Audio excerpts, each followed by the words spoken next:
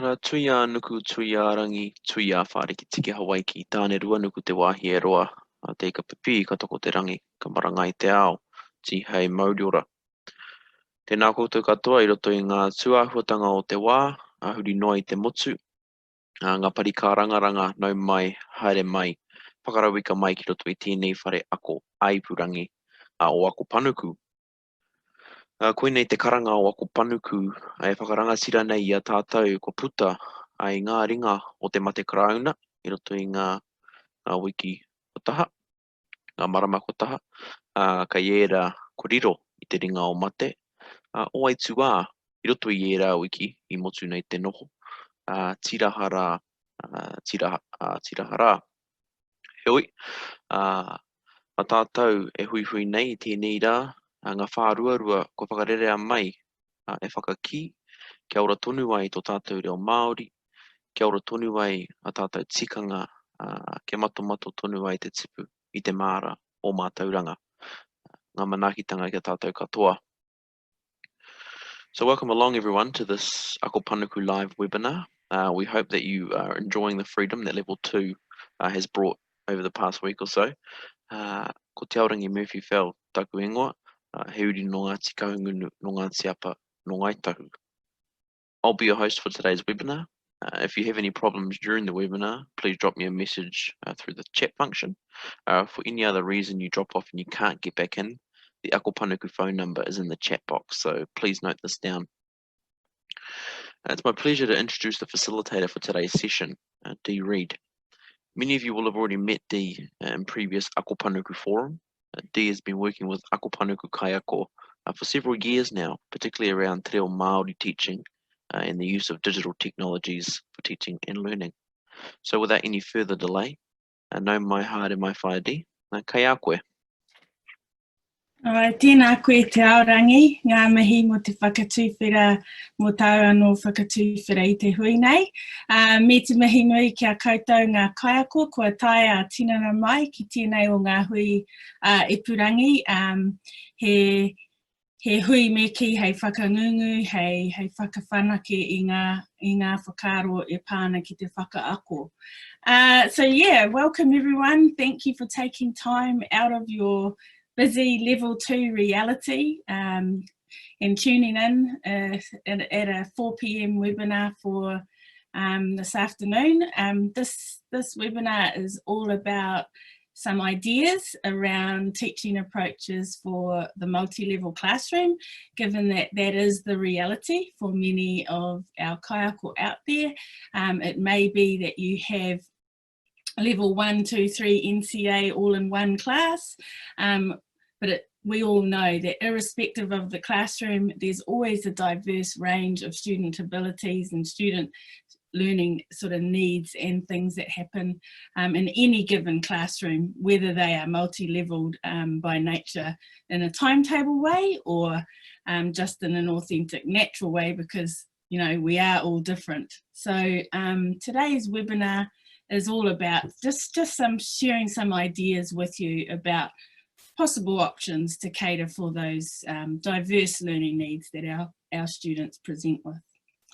Just so you know, the link there, the tiny URL link, is, I suppose if you click on that, it will take you to a view-only presentation where it has all the slides that you see this afternoon on screen, as well as the notes that I'm using to talk to, and you're welcome to access that and download a copy for your own records, and you're welcome to also pass that on to other teachers. I suppose really if you just do modify it at all, if you could remove the Ako Panuku branding, but you're welcome to take it and use it how you best see fit. So, he paku koha. Ki te hunga. Okey-dokey. So this webinar is about the opportunity to explore different approaches or ideas around differentiated teaching. It will highlight a few strategies that could be used, and again keeping in mind that the whole point of this was to sort of cater to the multi-level nature of some of our classrooms. Just to start, a very basic differentiation definition is when we are tailoring the teaching or the instruction to meet the individual needs of all students or learners in the classroom. So that's not an easy task, given, you know, we may have a class of 30, 32 students, and each and every one of them has a different learning style, or they have different interests, or they have different learning needs. So, you know, this isn't an easy task. So the ideas suggested in today's webinar are purely just suggestions to help sort of minimise the challenge that we all face. So I suppose the first point to make is that when we talk about differentiation, it can be about differentiating all sorts of different things. So the first one is around the content. So, you know, we're providing students with a range of different avenues for understanding new information in terms of the content that they're engaging with. It might be a differentiation in terms of the way that they process that information. It could be around what they're doing to construct new knowledge or a product or a result or an outcome with that new information. It could be a different way of making sense of those ideas, again, so sort of a process level.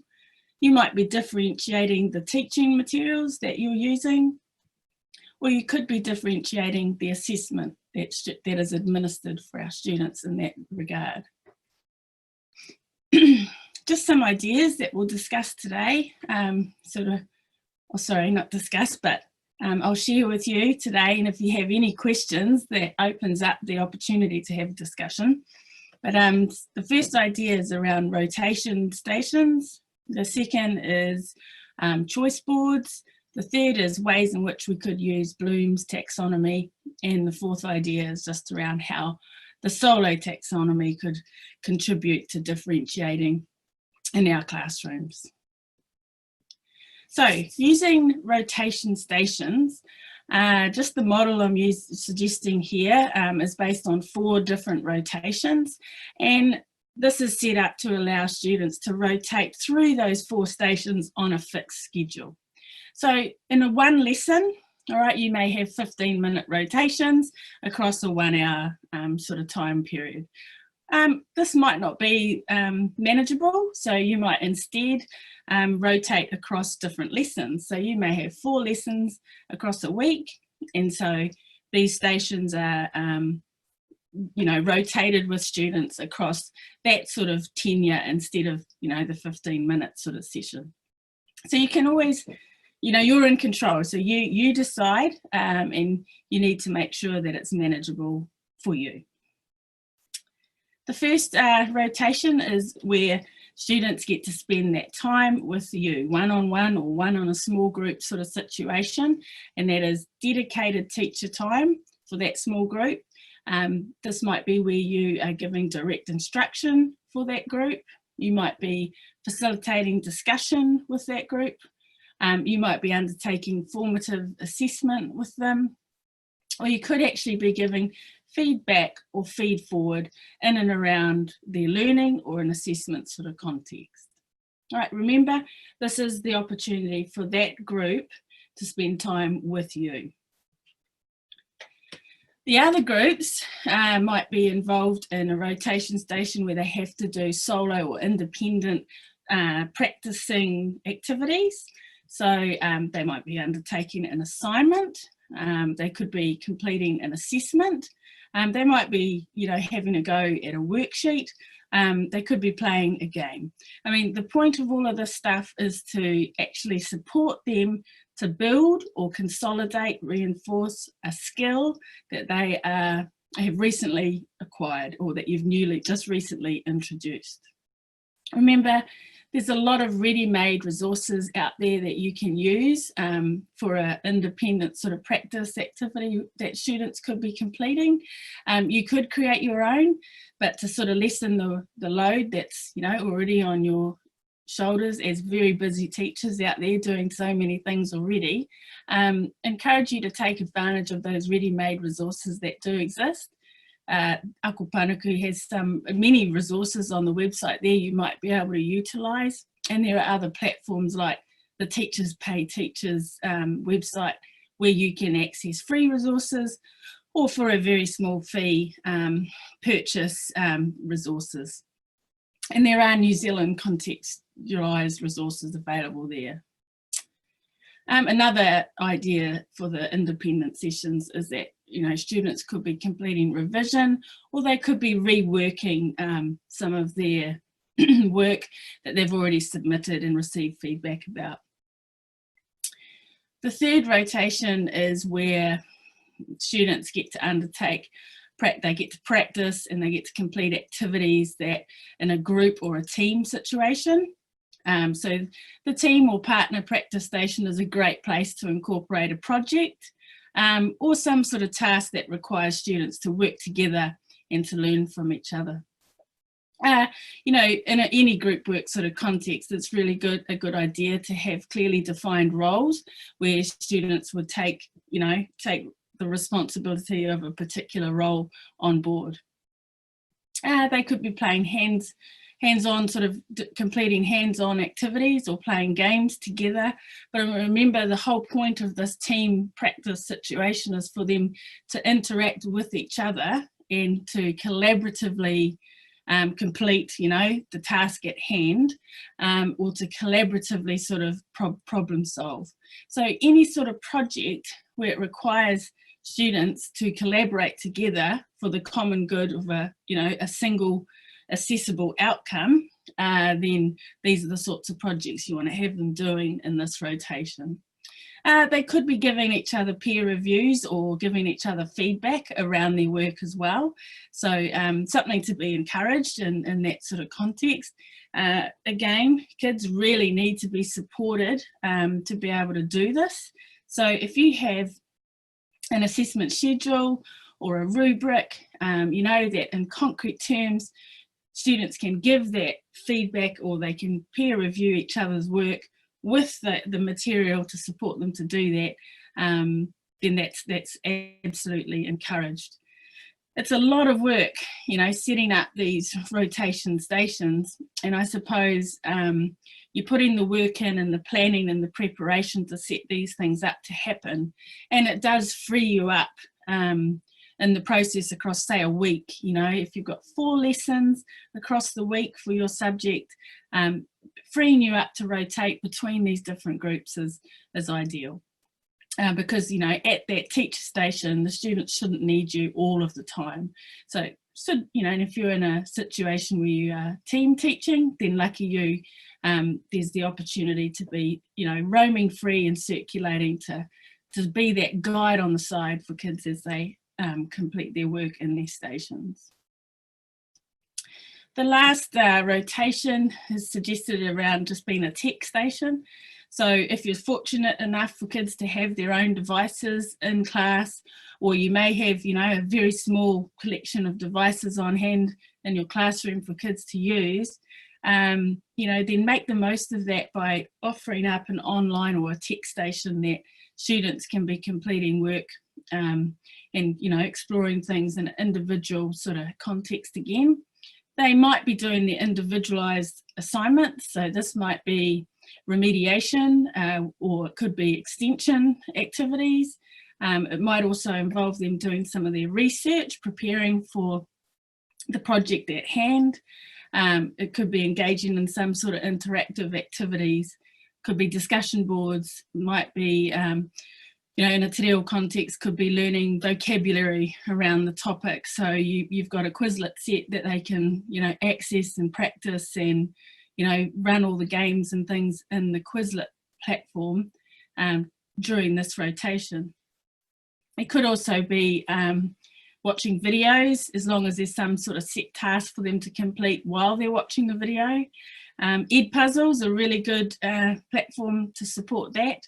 And another idea, I mean, you know, the world's your oyster. What kids are doing in a tech station context, you know, is limitless. So these are just ideas, but that last idea there is around students maintaining their portfolio. You know, if they're student managed portfolios, then they should have the opportunity to refine or resubmit, or even be selecting the best evidence to include in their portfolio. and understanding why it's the best evidence too. Again, that comes back to those rubrics or those assessment schedules that you're sharing with the kids so they understand what is, you know, required of them at each level.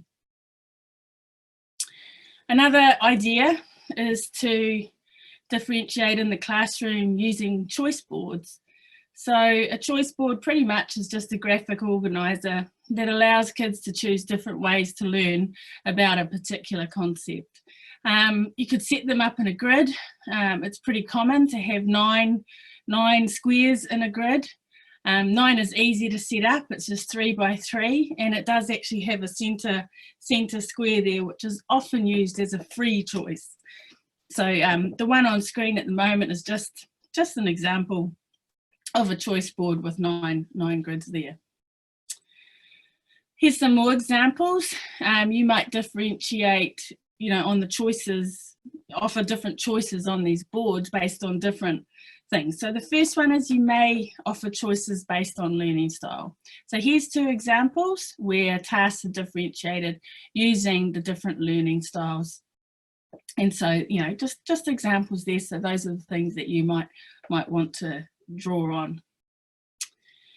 You could also set up grids to differentiate tasks using a focus on a particular skill. So here's 2 examples. One is for writing and one is for reading.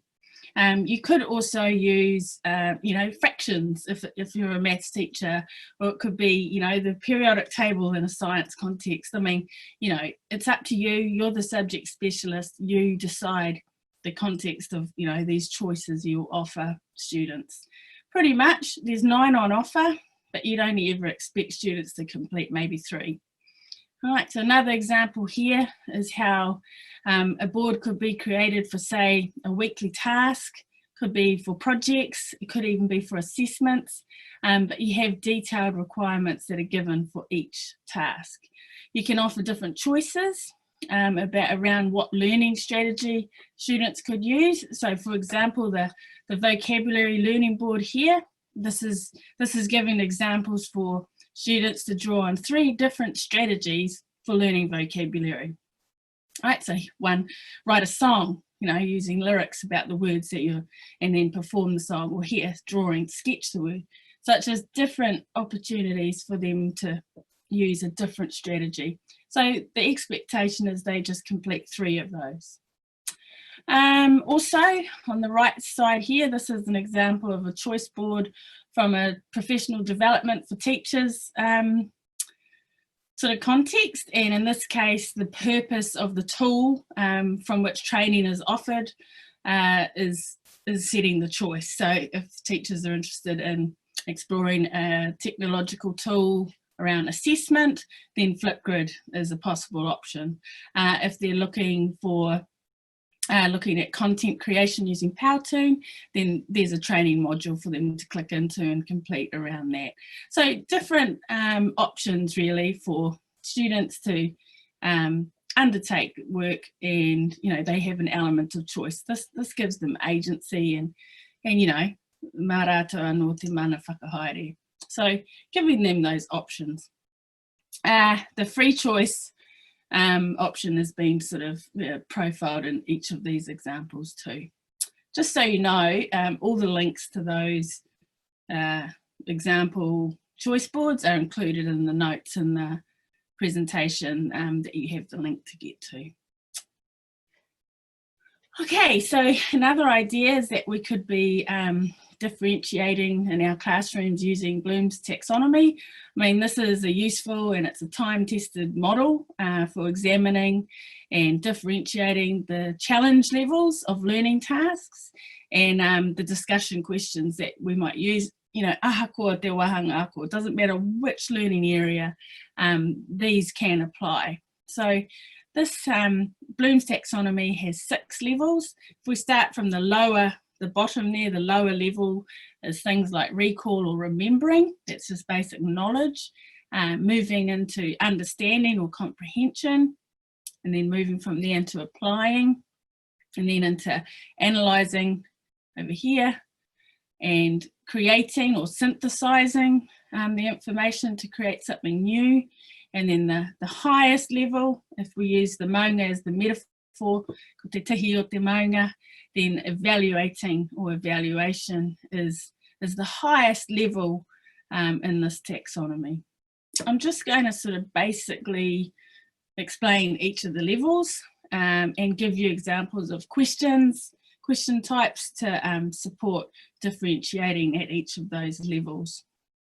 So remember, you can use Bloom's taxonomy to support the questions, you know, in that task design that you're setting up for students.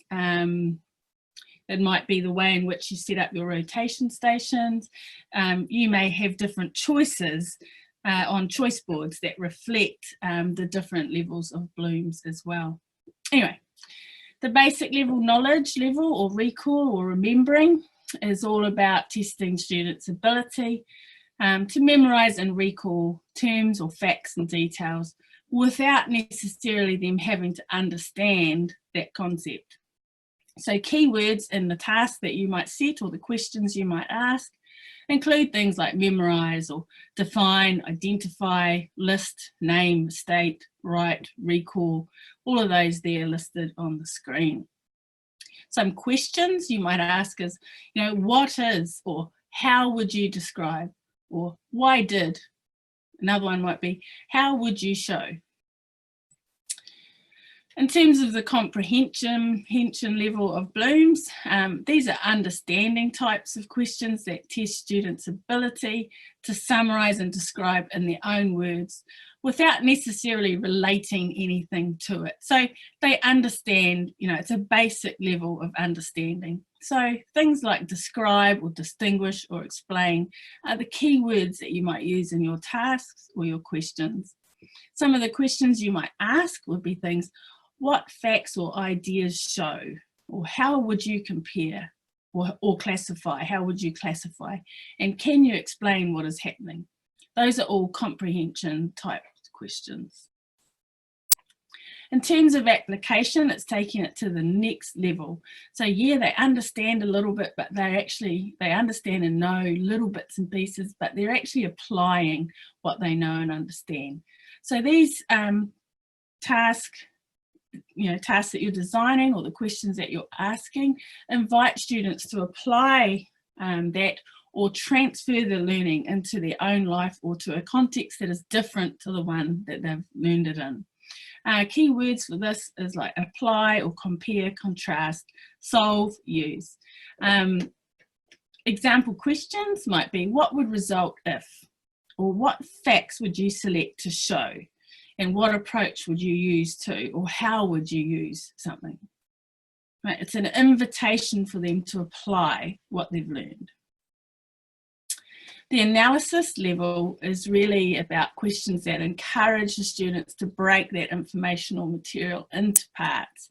They need to be able to start describing on micro levels, maybe the patterns or the relationships between things, or to divide the information up and show how it actually fits together.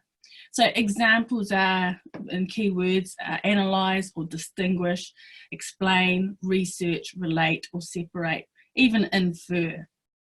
Questions you might ask is inviting them to make inferences. So what inference can you make about, you know, and this is the what might happen next sort of stuff, or what is the relationship between, or what evidence can you find that supports, or what things might you justify? Okay, so these are all the analysis type questions that your tasks or activities need to support. On the synthesis level, this is actually encouraging students to create something new from everything they've learned, and they use a combination of the ideas to form something entirely new or different. So they might arrange or combine, create, design, develop or formulate new materials. So an example for this might be, what could be changed to improve, or how would you test, or what way would you design, or what outcome would you predict? The last evaluation sort of level of Bloom's taxonomy encourage students to develop their own opinions or to make value decisions about issues based on specific criteria. So this is that real absolute higher level sort of order of thinking that we're expecting from kids, especially in an NCEA context. This is where the excellence sort of criteria really separates from the rest. If they can critique or determine, evaluate or judge, justify, measure, recommend, these are all reflective of evaluation. So questions you might ask are things like, how would you select? Or how could you prove? Or how would you prioritize? Or what information would you use to support? And I mean, this is really inviting of a critique or evaluative sort of response from our students. Okay, so I know I'm doing a lot of talking, but this webinar is sort of about presenting information, and if you have any questions, please just put them in the chat box. Just to wrap all that information up about Blooms, I've sort of made up an example here of the different levels and you know, the types of activities you might ask kids to do. So this is a science context, and it was in the natural disaster or the disease given everything we've been going through with coronavirus. So remembering type task or questions is, you know, to list the types of disease which have caused widespread disaster and describe, you know, what they are and how they affect people.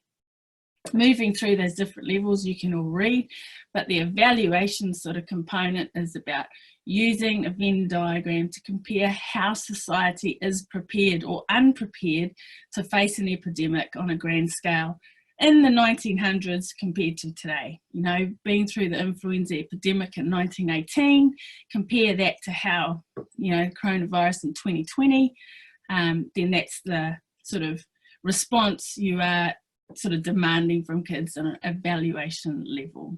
That's just a very basic example. The last idea to share with you is, you know, to differentiate using the SOLO taxonomy. So SOLO stands for Structure of Observed Learning Outcomes. SOLO provides a structured framework for students to use to progress their thinking and their learning. So the difference, I suppose, between Blooms and SOLO is that SOLO encourages students to think about where they are at currently with their learning around a particular topic or skill, and identify what they need to do in order to progress or to move through or advance their knowledge or their capability. So the 5 levels of main stages, of SOLO taxonomy are pre-structural, unistructural, multi-structural, relational, and extended abstract. You know, this is ranging from, you know, I don't know anything about this at all to actually I know so much about it that I'm confident to teach someone else. In a pre-structural phase, this is when students really, they don't understand or they're not sure about it. So the type of response that they'll be giving is, I don't know, or I don't understand. Unistructural, they just have very limited knowledge on a topic or a skill. So they may be able to isolate just one fact from the topic. So I have some understanding of this topic. What you might invite unistructural students to do is just write one fact about this topic on a sticky note. In terms of multi-structural, this is when they have more than one idea or piece of knowledge about the topic, and they have several.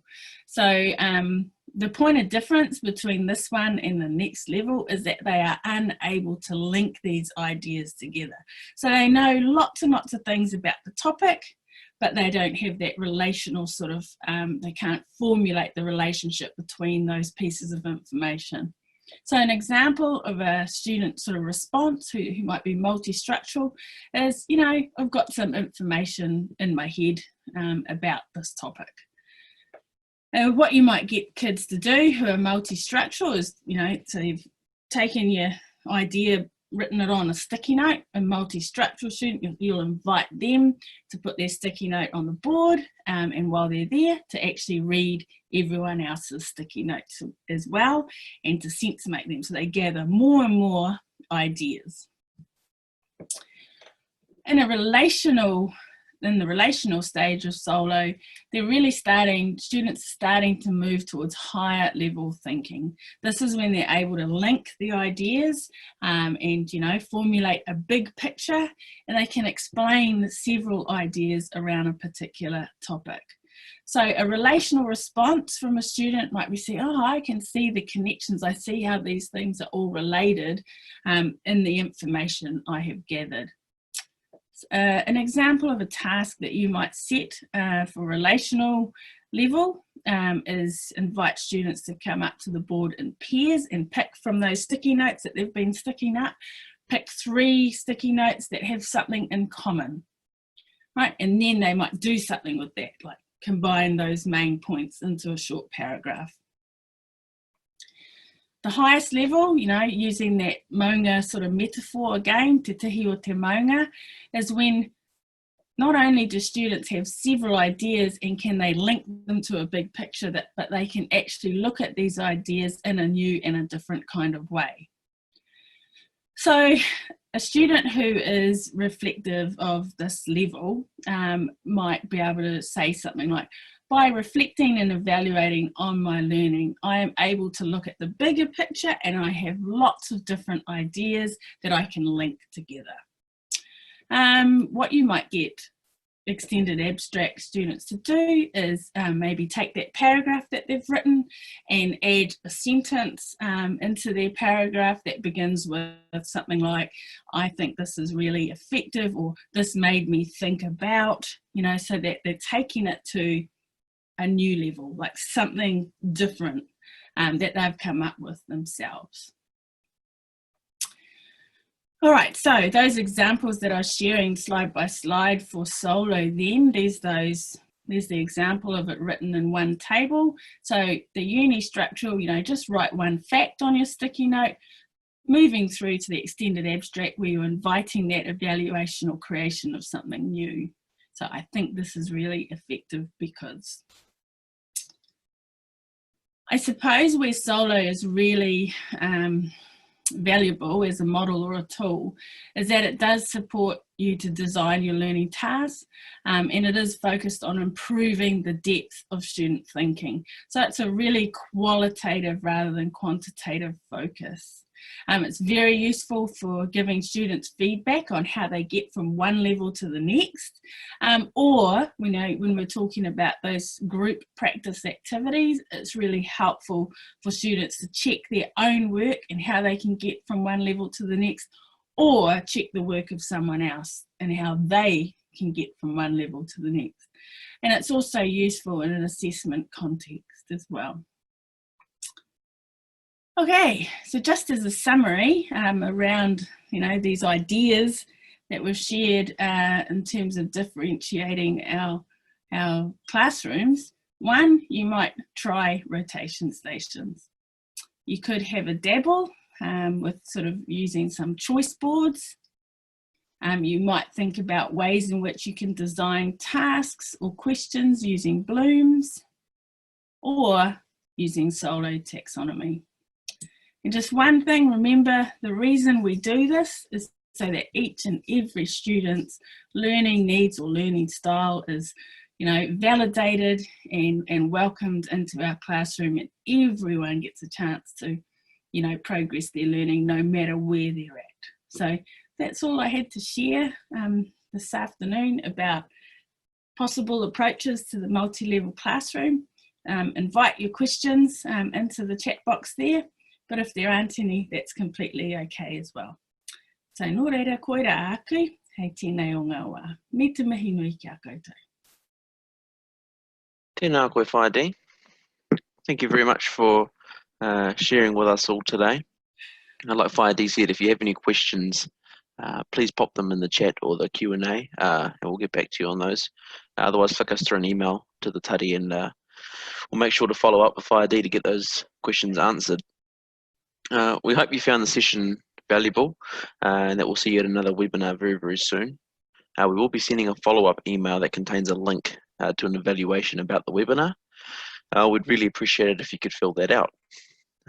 Hui, mo tēnei wā, Ka iki nā tātou nei kōrero, ka whakairia ki ngā pātū o tō tātou whare ako āipurangi, noho ora mai, tēnā koutou katoa.